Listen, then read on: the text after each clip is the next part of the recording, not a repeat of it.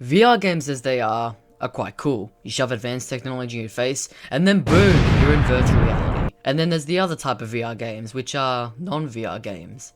Now what is that exactly? Well, it's a VR game, except you're not in VR. You're just playing the program on keyboard and mouse in front of a screen. Thinking about this, I put the theory to the test by comparing some of the VR games to just its non-VR games, and to simply see which seems more superior, and also trying to see if there's an actual real purpose to having a great experience with only half of the fun you can have playing VR games compared to just standard VR. Let's get started. The first thing I did was simply compare a game. I first had a look at Five Nights at Freddy's VR, aka Help Wanted. Now this is already a massive difference to its non-VR version because of many aspects, one of which can be the movement control. This is basically how you are interacting with certain properties like pressing buttons, lighting your flashlight, or grabbing and dropping things. When you're playing a VR game, it's very simple to how you interact with things that are around you, as your own self-movement is what's capable of this. Whereas playing the non-VR version involves you sitting around, not moving, with you only moving your mouse at a possible 360 degrees to interact with stuff. Depending on your mouse sensitivity, it's a much slower outcome to be able to play the game efficiently. Like imagine playing the non-VR version and you're checking your cameras, and all of a sudden Foxy appears down the hallway, and you have to react fast to close the door. In VR, it works better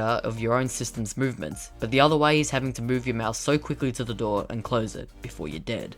There's some games out there which sometimes have non-VR ports that just have limited controls in comparison to VR ports. A great example for this is Rec Room. Mainly the paintball game, because that's one of the only good ones in Rec Room. Anyways, the point of this is your character can have endless opportunities in movement and controls because of the type of environment you're playing on, which in VR is a lot of space because of how you and yourself can take part of free roaming. It's a major difference to the non-VR port because you have a small window of opportunities for how far you can take the game's controls. Now if you were playing the soccer minigame, let's say you could try and block a soccer goal here. In VR, I can move my hands as far as I want, as easy as I can be, whereas the non-VR game gives you no luck or skill at all because of how limited your controls are. It's games like this that really disinclude many different features or some of the more advanced ones that non-VR leaves out, with no blame on it at all, but still not as decent. Those two games and features for this question that I just talked about, it all gives me curiosity for having to know if non-VR ports are worth playing or not. There could be many more game examples for this, but with just these two examples of these games, it seems enough to really set the tone for knowing if there's even a point for playing games on a keyboard and mouse when there's still more advanced technology that can be used for them. Imagine a scenario of you downloading a random VR game, whether if it's the most popular titles or the complete opposite of that, which is basically just a very obscure game, but you also do not own a VR headset. You'd basically just be left with the non-VR port in front of you, and that's pretty much it. The experience the developer of the game wants you to have is pretty much subpar,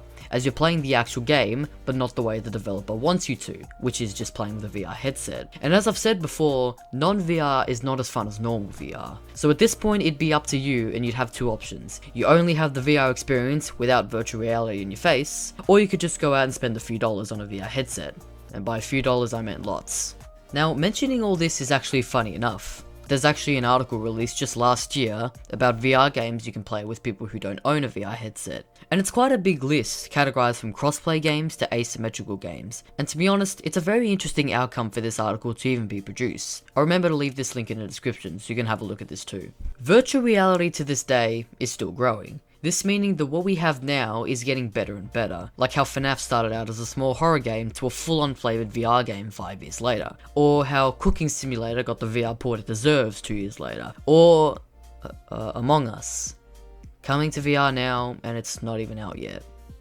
I don't know if that makes it better or worse. With all these outcomes of how normal programs are ported into virtual reality, that makes it even more interesting with what else we could get, like Rocket League in VR, or Geometry Dash in VR, maybe Fall Guys in VR, hell even bloody TF of Team Fortress 2 to the VR. Oh my god, now that would be amazing. The world would probably end if that happens, unless if Valve ever cared for their game anymore. There's almost too many differences between VR games and non-VR games, and each and every one of them may not solve this matter about whether VR is worth it over non-VR. This video was mostly to provide evidence on what the outcome is, and give it straight to the viewers of this video. Me as a person who does own a VR headset, I still wouldn't give a proper opinion of this, so it's pretty much up to you what you would feel like. Simply VR or non-VR. So thank you dear viewers for watching. If you have returned after almost a yearly long wait for my beloved return to YouTube on my main channel, it's been a long journey and I thank you for your support. And I will see you soon. Very soon. Till next time, bye.